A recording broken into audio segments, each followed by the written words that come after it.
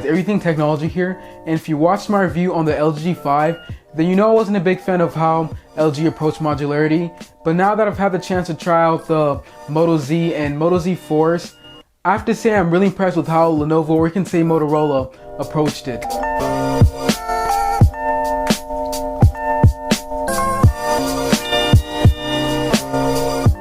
Other than the LG G5, the Moto Z/Z Force is probably the second consumer-ready modular phone, and this time Lenovo/Motorola took a completely different approach than LG, and I have to say this is considerably more innovative and overall just better.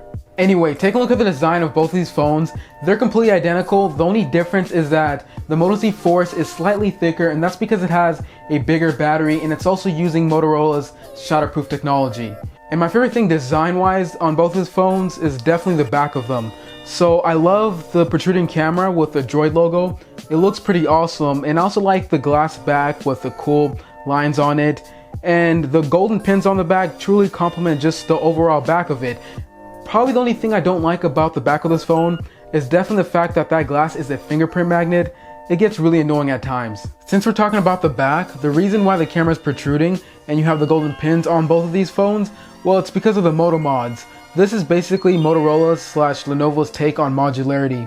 Through the magnets and the pins on the back, you can add different mods such as a custom back cover like the one you see here, extra battery life/wireless charging, and way better sounding speakers like the JBL ones you see right here, which is one of my favorites, and my ultimate favorite, a projector.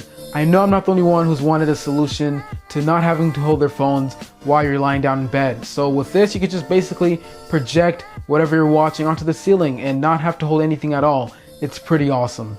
Now as for the front of the phone, I'm not a really huge fan of it. I don't mind the top section where you see the front-facing LED flash. Where it really gets me is the bottom part where you see the Moto logo. I feel like that should be moved up top, maybe near the speaker grill area, or just completely removed.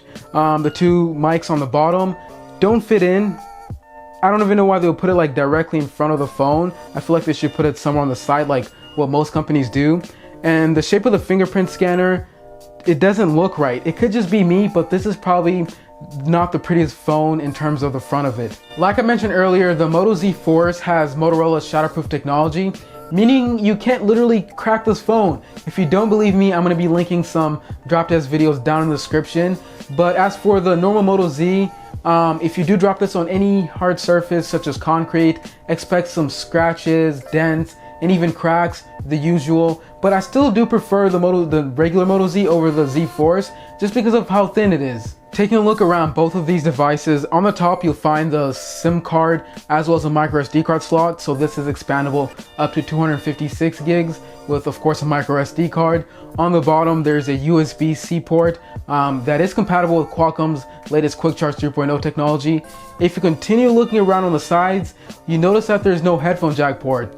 This is not only just for the normal Moto Z, but also for the slightly thicker Moto Z Force. It literally makes no sense why they didn't include one. I'm guessing the reason it's not there is because they wanted to say we did it before Apple or something like that. But don't worry, they do include a USB-C to 3.5mm adapter, so that is great. Anyway, moving on the front, I did mention there's a fingerprint scanner. Yes, I don't like the shape of it, but it's one of the fastest I've ever used on any phone. It also doubles up as a lock button, so if you hold it, it actually locks the phone. And since we're talking about buttons and locking this phone, on the right side of both of these phones, you'll find the volume up, volume down, and a texture lock button. They're all the same size and they're all spaced out the same, which is kind of annoying because I would be watching a YouTube video and I would try to like lower down the volume, but then I would accidentally lock the phone, and then I'll be trying to lock the phone, but that would cause me to accidentally adjust the volume.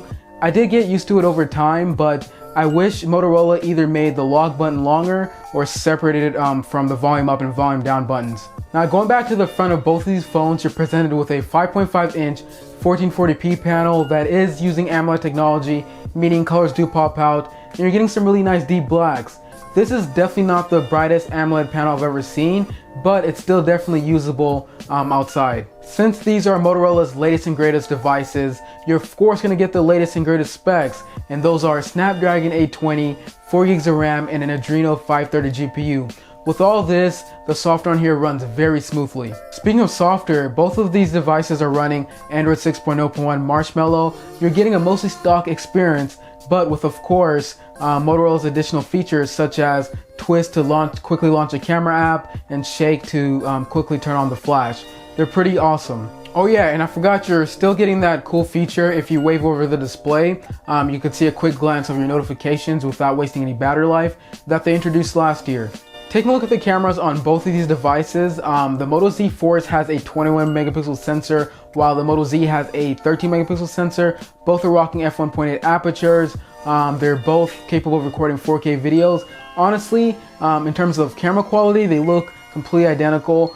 Sharpness, the image processing, exposure, aperture, okay, they're the same exact thing. Honestly, one just has a higher megapixel count, which doesn't really mean anything.